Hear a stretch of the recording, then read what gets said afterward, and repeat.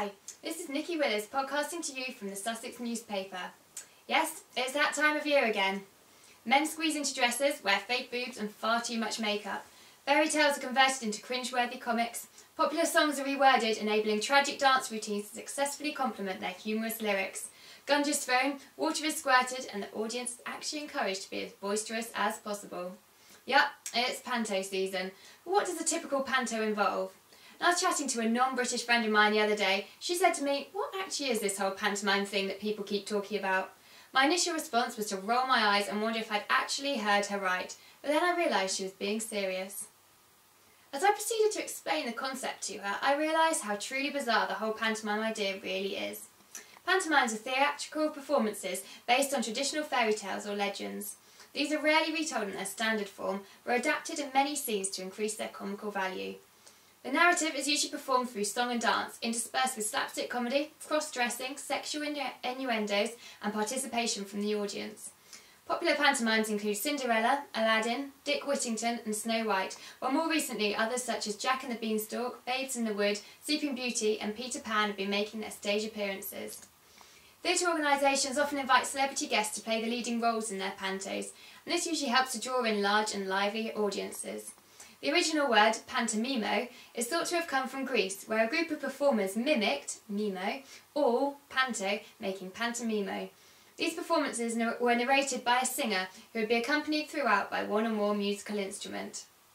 The British panto is thought to have made its debut in the Middle Ages. Nowadays, they usually surface around Christmas and the New Year, dominating the theatres of most towns and cities, implying that these performances are still as popular as ever. Whatever town it is that you view a pantomime in, there are various conventions that are bound to occur. The leading male may be played by a female actress. She'll be clad in tight clothing that manages to accentuate all her feminine assets. The old woman, or pantomime dame, will provide much of the comical value to the show and will be played by a rather stunning man dressed in drag, wearing too much makeup and a long flowing frock. The performance is often incomplete without an appearance from a token pantomime animal. This is often a horse or cow made up from two people, one forming the head and front legs, the other contributing to the body and rear end.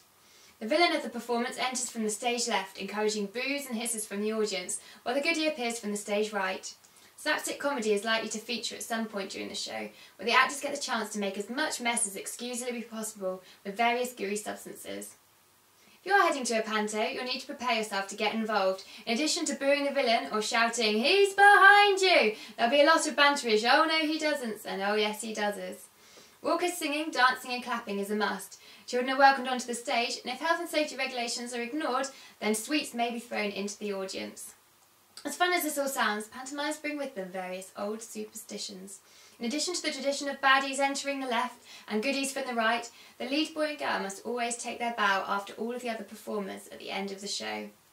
The last lines of the panto, which tend to be in rhyming couplets, should never be muttered during the rehearsals and so are spoken for the first time on the opening night. As you can imagine, this could be problematic if the actor or actress doesn't remember to say them. Some slightly bizarre panto-related superstitions include not wishing anybody good luck before a show. Instead, less enthusiastic support is often given, such as break a leg.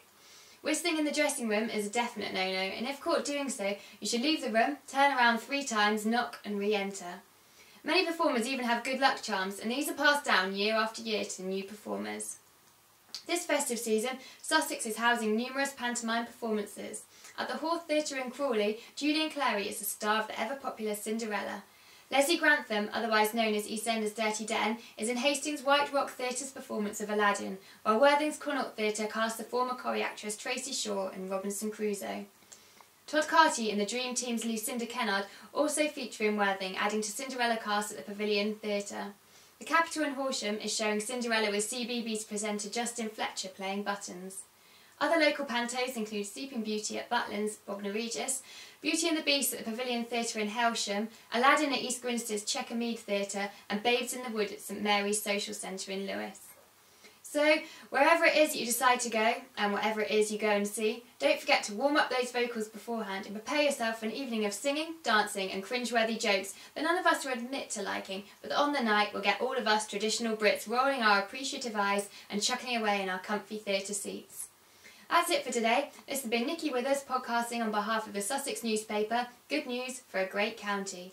If you'd like to comment on this podcast, please visit www.thesussexnewspaper.com and tell us what's on your mind.